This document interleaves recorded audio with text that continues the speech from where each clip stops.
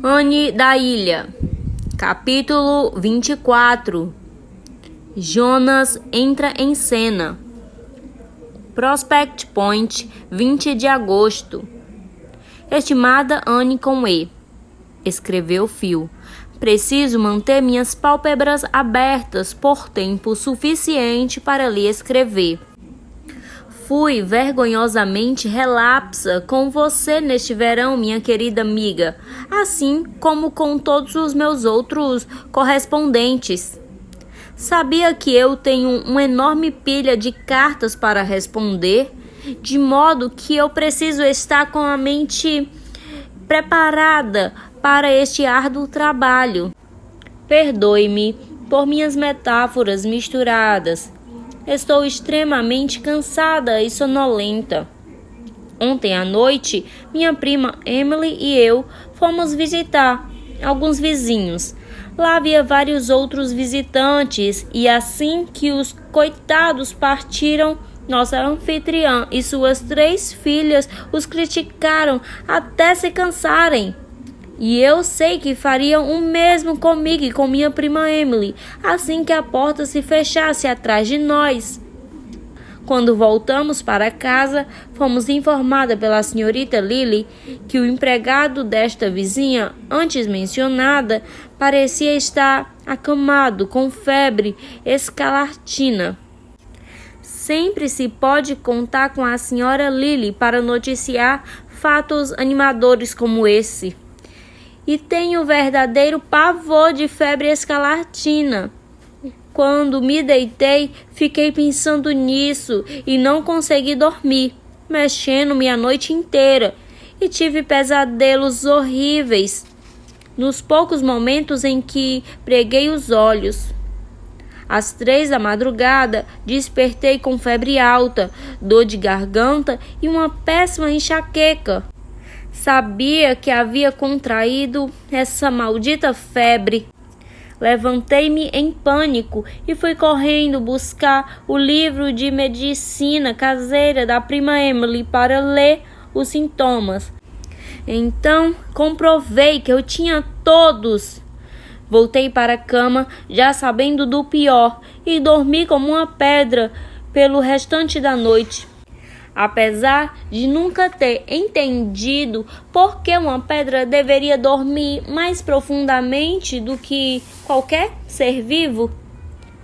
Nesta manhã, no entanto, acordei me sentindo perfeitamente bem. Então, não creio ter contraído febre escarlatina. Suponho que, caso houvesse sido contagiada na noite passada, não poderia estar curada da doença com tamanha rapidez.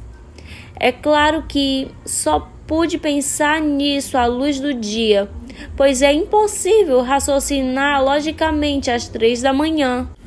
Imagino que você deva estar se perguntando o que estou fazendo em Prospect Point.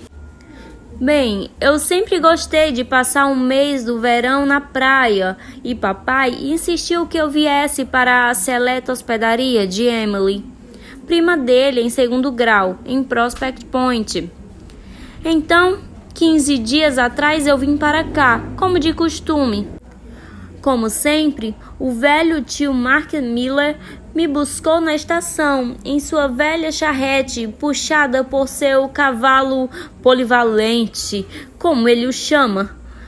Ele é um ótimo velhinho e me deu um punhado de balas de hortelã, que são, para mim, um tipo sagrado de doce.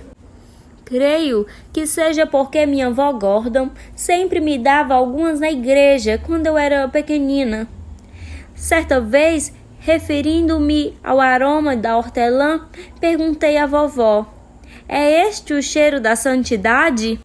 Fiquei com um pouco de nojo de comer as balas do tio Marker, porque ele as carregava solta dentro do bolso e separou-as de alguns pregos enferrujados e outras coisas antes de me dar.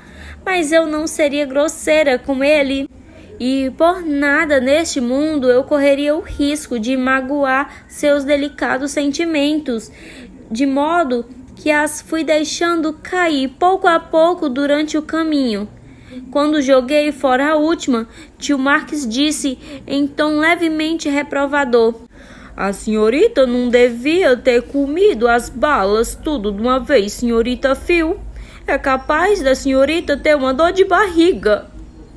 A prima Emily só tinha 5 hóspedes além de mim. 4 senhoras idosas e um rapaz. Minha vizinha à direita na mesa é a senhora Lily.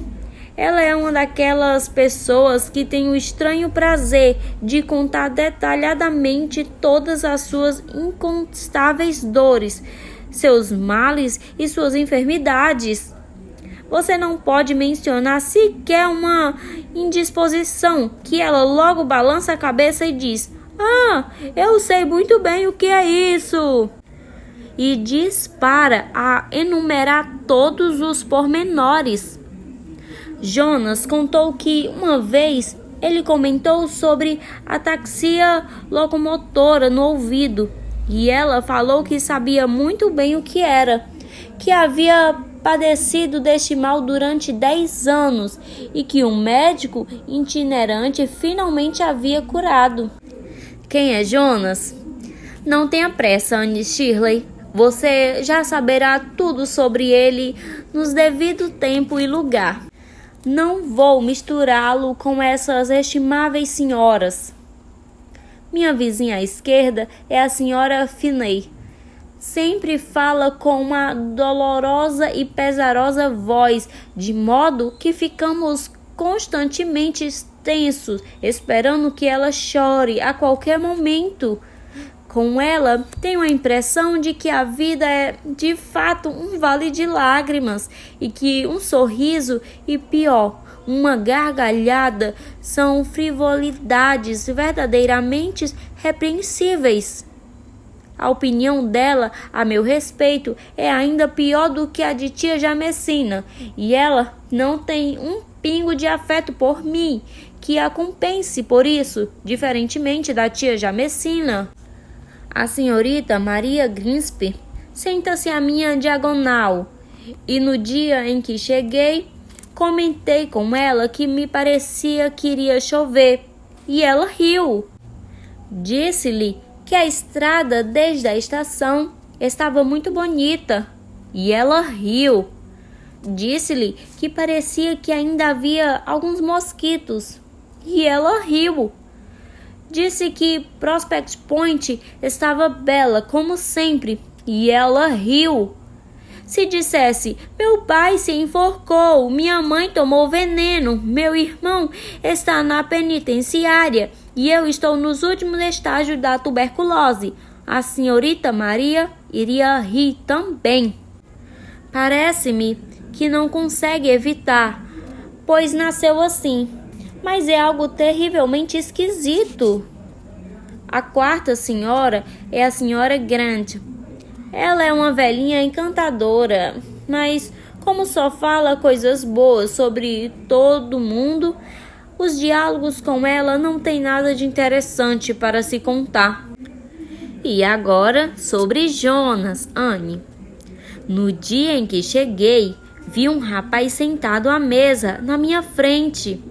Ele sorriu para mim como se me conhecesse desde o berço. Eu sabia de sua existência apenas porque o tio Mark havia me contado que seu nome era Jonas Beck, que era um estudante de teologia de San Columbia e que fora encarregado da igreja missionária de Prospect Point durante o verão. É um rapaz muito feio, de verdade. Acho que o mais feio que já vi. Tem uma silhueta desproporcional, com pernas absurdamente longas. Seu cabelo é loiro platinado e liso. Os olhos são verdes. A boca é grande e as orelhas... Bem, é melhor não pensar nas orelhas dele, se puder evitar.